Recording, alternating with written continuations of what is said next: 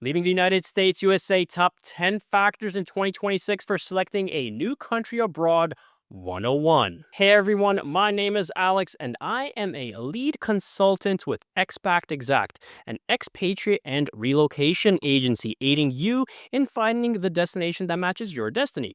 And in today's video, we're going over the top 10 considerations when relocating abroad or internationally, where we'll touch on some things maybe that you could look at a bit differently, or perhaps we'll touch on some things you've never heard of before. But the goal is a seamless move as well as being in a place that has you living optimally. Let's get started. Number one, our immigration pathways. And this is the legality associated with living in a country longer term. Now, you may or may not have heard this vernacular before, but when we say visa, as well as temporary or permanent residence, these two things go hand in hand. Commonly, when you hear the word visa, that's what's granting you entrance into the country. And when you're hearing about residence, this is the state document giving you the ability to be there longer term, not only where you can live, but also on some of these visas, as well as with the residence, you can work or you can also go to school there. But more importantly, it's where you have the right legal status. And so when you're looking at immigration pathways, you might be thinking, well, commonly, what should we expect? And there are five that individuals typically, of course, review. So number one, it's a digital nomad visa, or it's proving financial solvency. And so we look at these two things commonly together as one because you either meet one requirement or the other if you're looking at having financing that you can showcase to a respective country. And the most important thing here is to recognize that these countries have these requirements in place because they're wanting to see that you have the means to take care of yourself as well as your family, and you're reducing the likelihood of needing public assistance. So, a digital nomad visa is where you're saying you're working for yourself or for another employer in another country. And commonly, you're going to have to showcase that you have money coming in monthly. And there is a limit that you have to, of course, meet. And this will differentiate by country. It's not one blanket number. It's as you're looking into the requirements for certain countries, they all have different thresholds as to what income they're wanting you to have. And this also coincides with the cost of living there as well. So sometimes people get shocked when they see these high amounts, but that's because the cost of living could be higher than where it is that you're living right now. So that is something you want to consider. Now, the other side of this financial solvency, where it might not be where you're looking at having income coming in, but more so that you have access to savings. This could be in liquid, in an account, or it could be that you're going to be showcasing that you have assets. And, or yes, it could be a pension as well as for those who are retirees and they're interested in moving and you're not actively employed. This is another thing as well that you should be able to showcase as a part of you having the finances to be able to take care of yourself. All right, now that the second thing here is going to be the fun thing, and that's an entrepreneur or startup visa. And we say the fun thing because you're taking it a step further, where you're saying, not only am I wanting to move to this respective country, but I'm also interested in starting a business. And there are countries that are interested in having you move there because when you are creating a company, you're saying, yes, I'm generating revenue, but you're also going to have a likelihood of promoting jobs. And certain respective countries do like to see that. It has its own respective path as well. Commonly, if you're starting a company, they do want to see you have the means to take care of yourself if that company isn't generating a certain amount of money yet. So that means that you could have a job on the side, or it can mean that you have access to savings. And then for certain respective countries, they might be looking for you to have investors.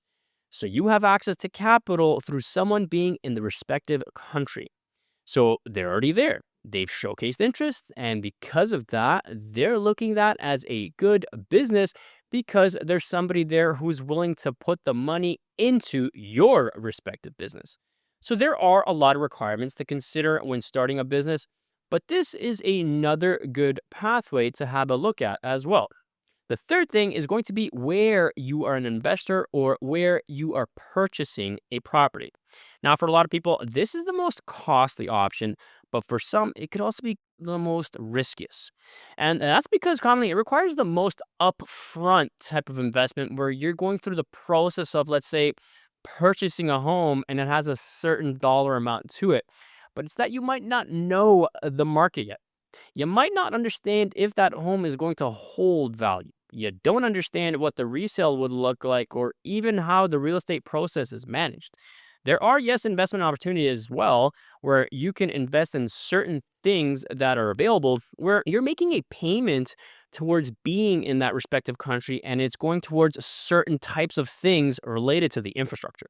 But the most important thing to keep in mind here is that if you do have access to the funding, there are investment opportunities as well that you could be eligible for. But it's important that you have a look at all of the ins and outs of what it means to have real estate as you would when it comes to also running a business. Now, the fourth pathway is going to be a work visa.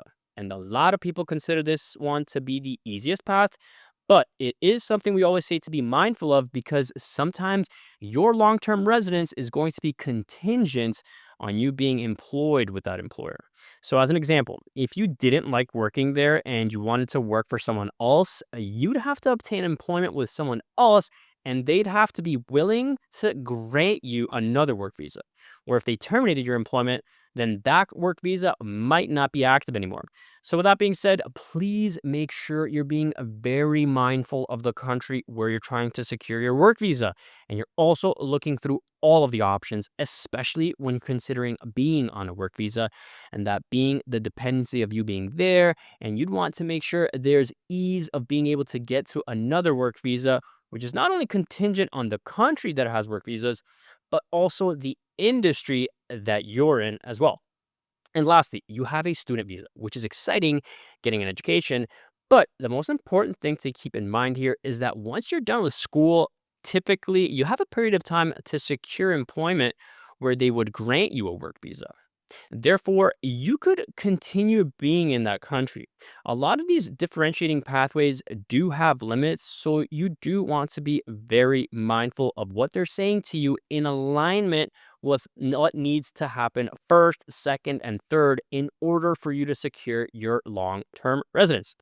The second big consideration is language.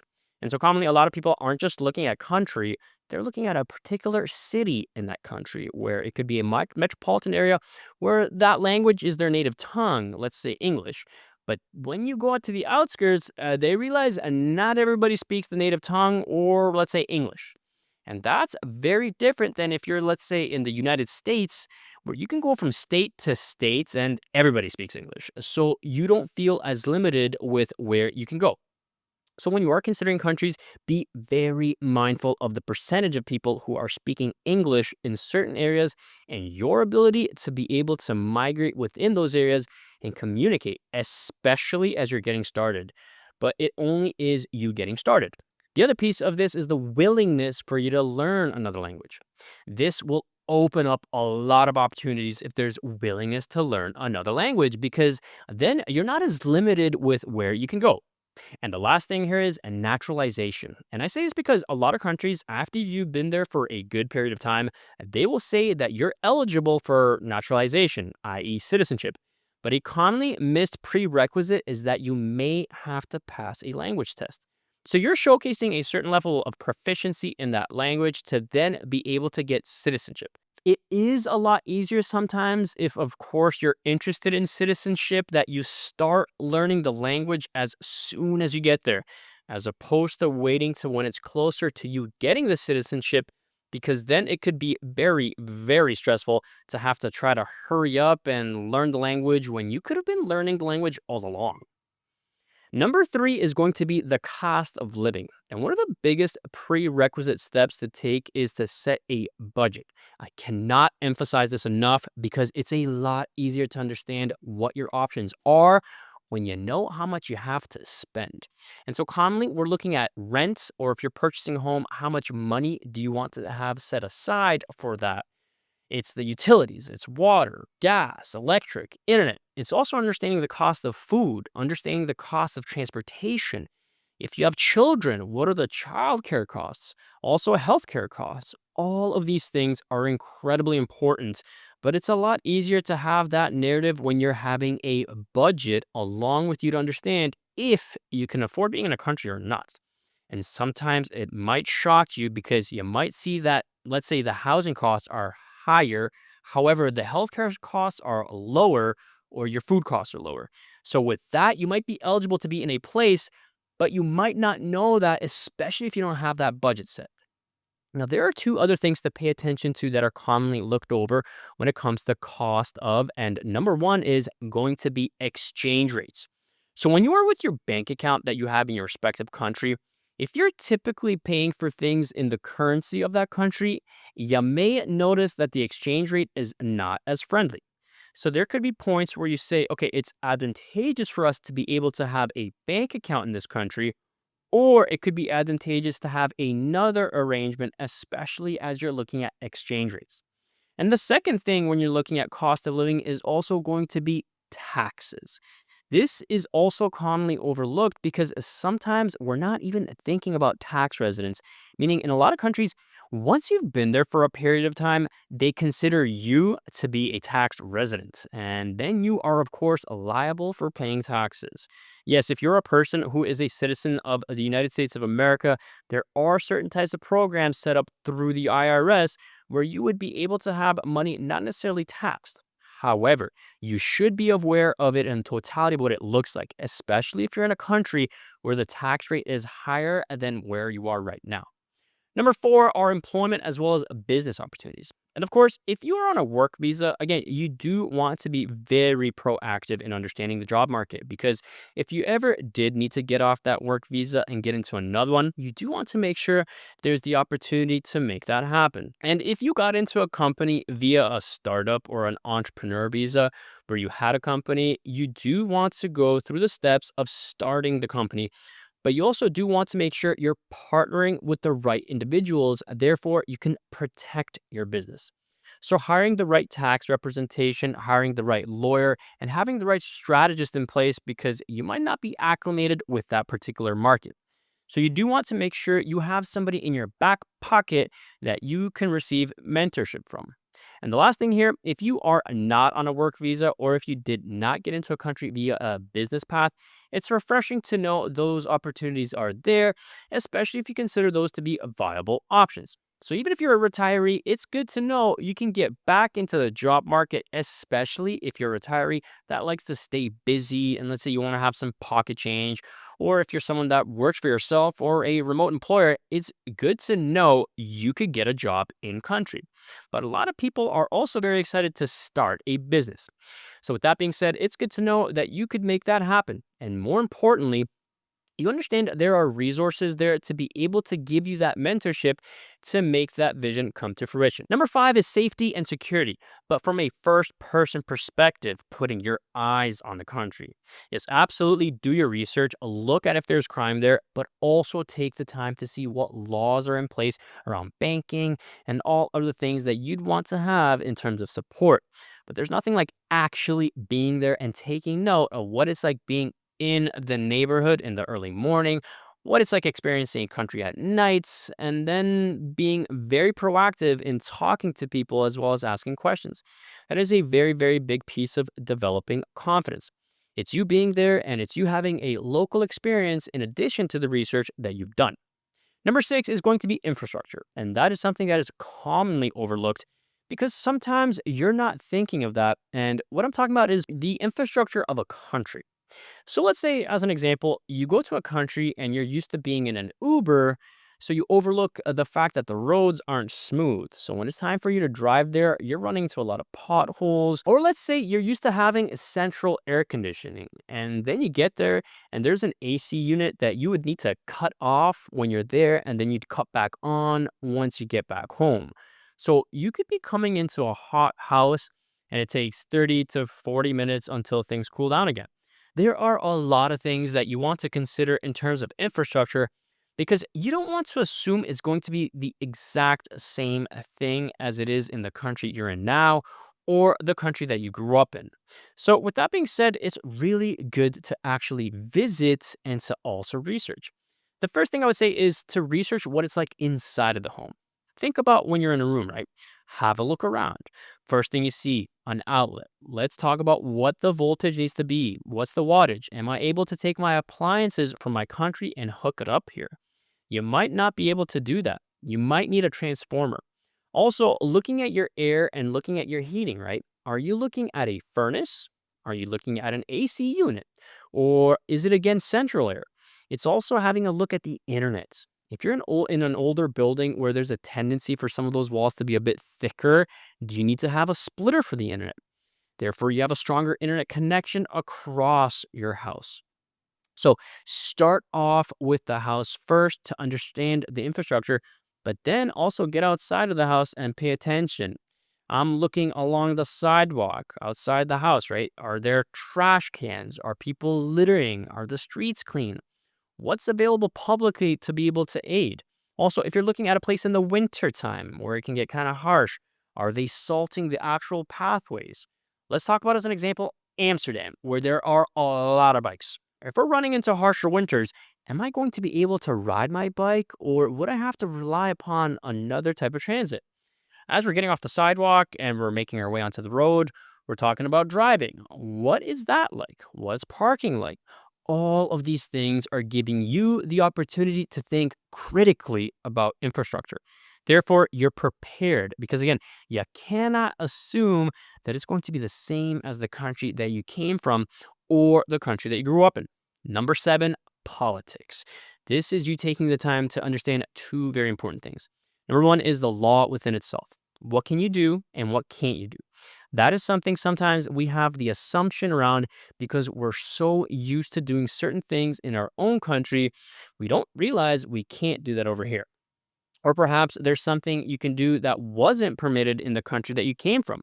It's very important that you do pay attention to the laws, but more importantly, you understand what's happening politically because there are national and local elections that do transpire. A place that was once liberal can turn conservative, or a conservative place can turn liberal, or you could be in a place where things are in the middle.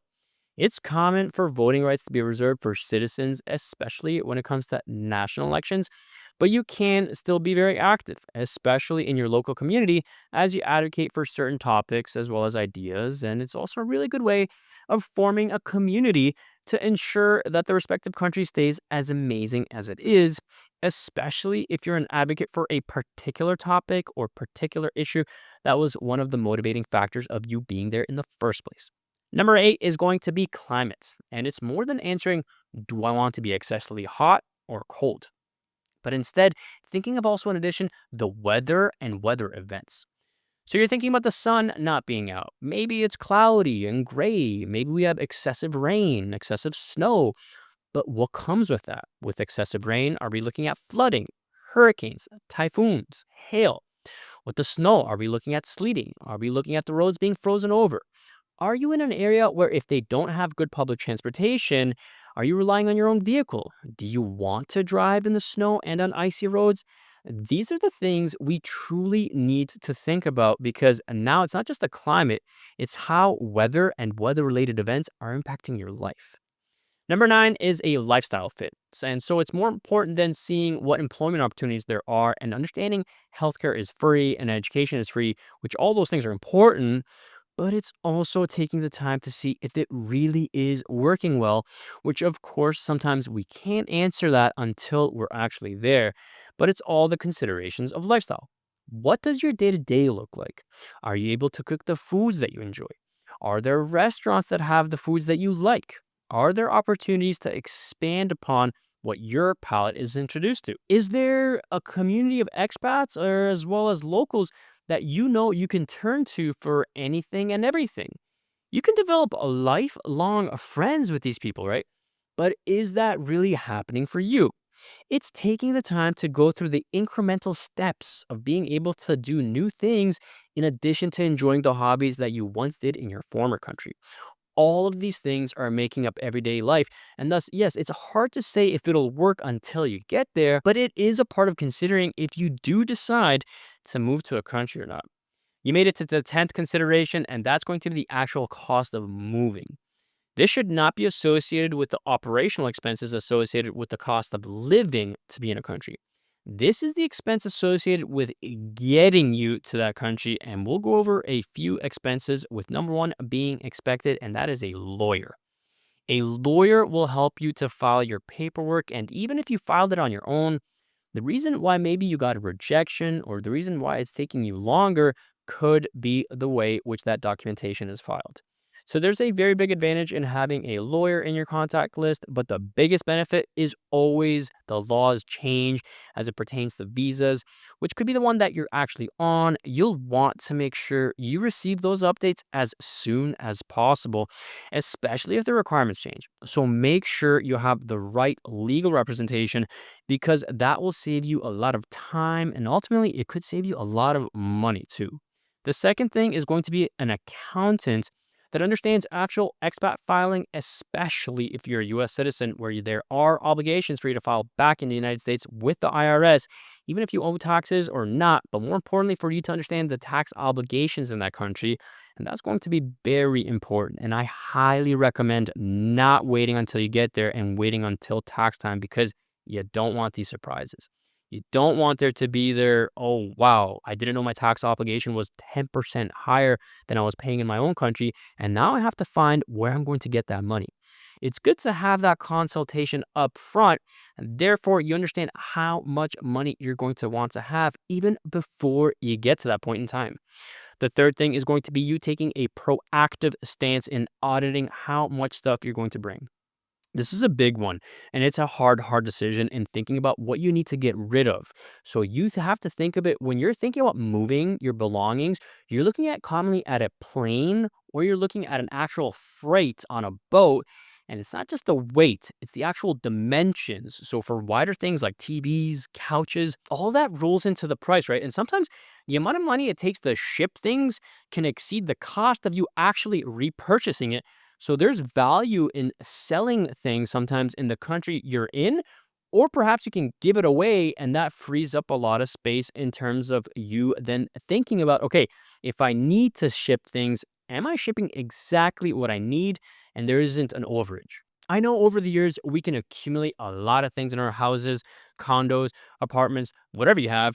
But when you think about moving, downsizing can be quite advantageous, especially if you're trying to save. So, with that, make sure you're doing an audit of your belongings because you can incur a lot in terms of shipping costs if you're bringing a lot with you.